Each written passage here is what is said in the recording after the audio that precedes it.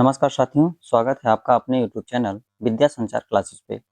आज हम अपने इस वीडियो में हाल ही में चर्चा का विषय बना हुआ है G2। इसके बारे में जानेंगे कि G2 है क्या। तो G2 एक अनौपचारिक द्विपक्षीय समूह है, ग्रुप ऑफ टू, जिसमें दुनिया के दो सबसे बड़ी शक्तियां शामिल हैं। कौन कौन सी? अमेरिका और चीन। अमेरिका और चीन को शामिल माना जाता है इसमें। यह कोई आधिकारिक संगठन नहीं है, बल्कि एक सैद्धांतिक रणनीतिक अवधारणा है जिसका उपयोग अंतरराष्ट्रीय संबंधों में किया जाता है। G2 की अवधारणा कैसे बनी? G2 की अवधारणा सबसे पहले 2000 के दशक में उभरी, जब वैश्विक अर्थव्यवस्था और राजनीति में अमेरिका और चीन सबसे प्रभावशाली देश बनते दिखे। कई रणनीतिक विशेषज्ञों ने कहा कि दुनिया के बड़े मुद्दे दो देश, अमेरिका और चीन, मिलकर हल कर सकते हैं। दुनिया के कई विशेषज्ञों या विद्वानों का मानना है कि दुनिया की कोई भी मुद्दा हो दुनिया का, ये अमेरिका और चीन मिलकर हल कर सकते हैं, बल्कि ऐसा नहीं है। भारत भी एशिया में या दुनिया में अपनी एक अहम स्थिति रखता है। इसे ग्रुप ऑफ टू मतलब G2 कहा गया। G2 के मुख्य उद्देश्य क्या हैं? हालांकि यह आधिकारिक समूह नहीं है। एग्जाम में सीधा क्वेश्चन कथन कारण में बन सकता है कि कोई आधिकारिक समूह है कि नहीं है, तो आप इसको याद रखिएगा, ये आधिकारिक समूह नहीं है और ये कोई संगठन नहीं है, बस एक अवधारणा है। लेकिन इसकी अवधारणा में बातें शामिल हैं। क्या-क्या? वैश्विक अर्थव्यवस्था। पहला है वैश्विक अर्थव्यवस्था को स्थिर बनाना। चीन दुनिया की दूसरी सबसे बड़ी अर्थव्यवस्था है और अमेरिका पहली। दूसरा है जलवायु परिवर्तन में सहयोग। दोनों देशों में कार्बन उत्सर्जन में सबसे आगे हैं। कार्बन उत्सर्जन के मामले में अमेरिका नंबर 1 पर है, चीन दूसरे स्थान पर है। तो ये दोनों कार्बन उत्सर्जन में भी अहम भूमिका निभा सकते हैं उसकी कटौती करने में। अगर ये दोनों देश अपने देश में कार्बन उत्सर्जन में कटौती करते हैं, तो दुनिया के और भी देश इनको देख के भी अपने कार्बन उत्सर्जन में कटौती ज़रूर करेंगे। अगला है तकनीक और व्यापार के नियम तय करना। चौथा है वैश्विक शांति और सुरक्षा। एशिया प्रशांत क्षेत्र में स्थिरता बनाए रखना।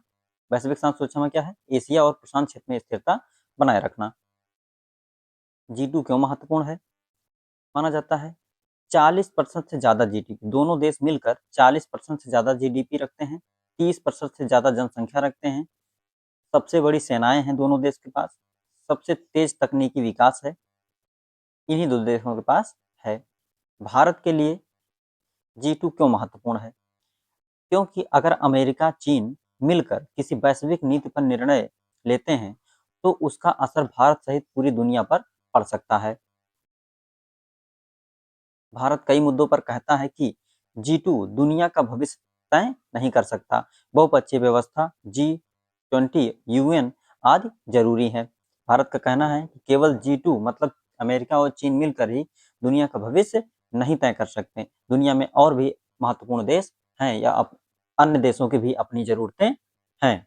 जैसे आजकल आप लोग देख रहे हैं कि अमेरिका सोचता है कि वो अपने मन मुताबिक दुनिया को चलाए, जिसके ऊपर जब मन होता है तो टैरिफ लगा देता है, जब मन होता है हटा लेता है।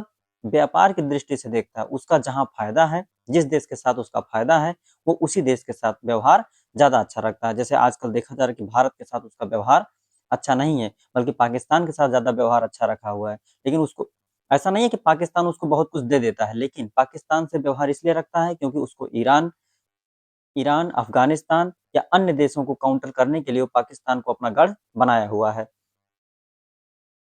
अगला है भारत कई मुद्दों पर कहता है, आगे देखते हैं G2 और G20 में अंतर। G2 और G20 में अंतर क्या है? G2 दो देशों अमेरिका और चीन है इसमें।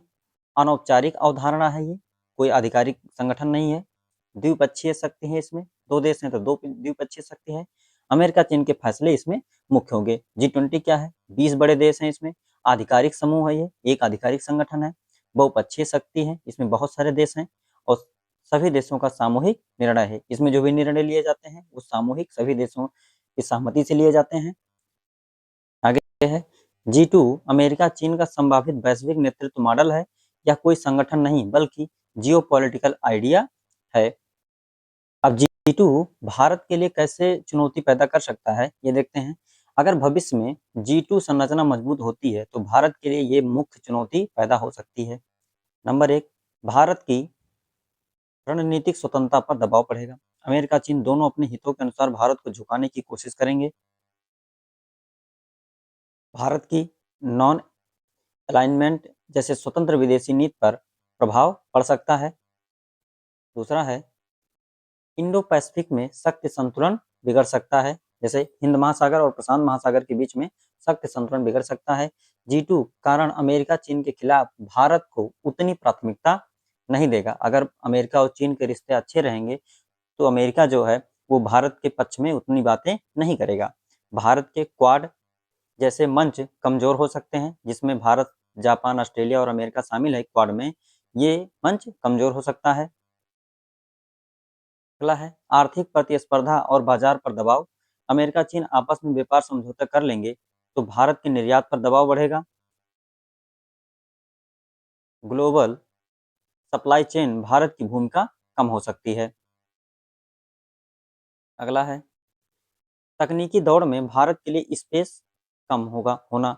AI, सेमीकंडक्टर, 5G, 6G जैसे तकनीकों में G2 का दबाव बढ़ जाएगा। भारतीय कंपनियों के लिए टेक तक पहुंच और अवसर कम हो सकते हैं। पांचवा है सुरक्षा चुनौतियों में वृद्धि। चीन के साथ अमेरिका की सुलह होने पर भारत चीन सीमा मुद्दे को अमेरिका उतनी मजबूती से नहीं उठाएगा। भारत और चीन के बीच में हमेशा सीमा विवाद रहता है। जैसे भारत हमेशा कहता है, चीन हमेशा कहता है कि अरुणाचल प्रदेश उसका है, या डोकलाम वाला क्षेत्र देख लीजिए। भारतीय सीमा में चीनी सैनिक हमेशा घुसपैठ करते रहते हैं।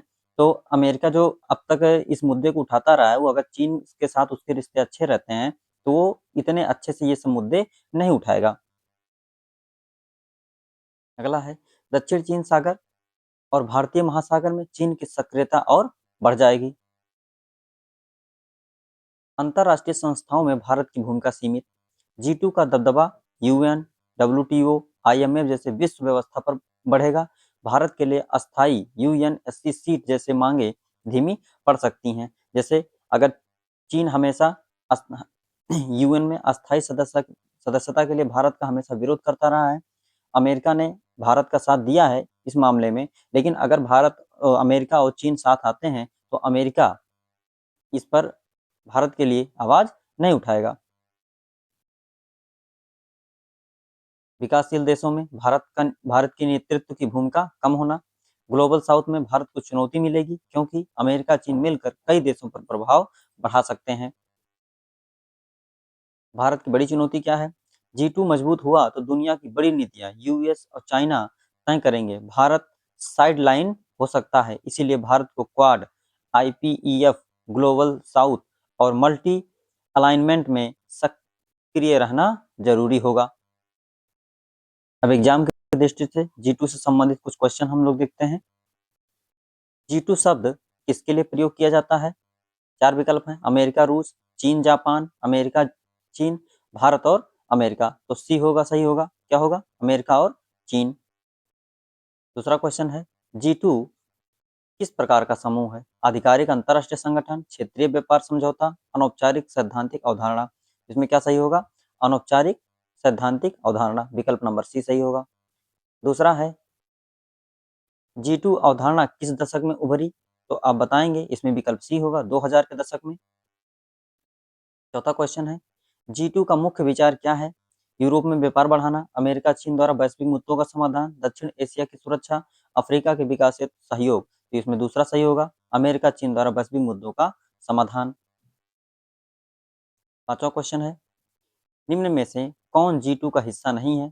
3 देश दिए हैं, US, चाइना, इंडिया। तो कौन सा नहीं होगा?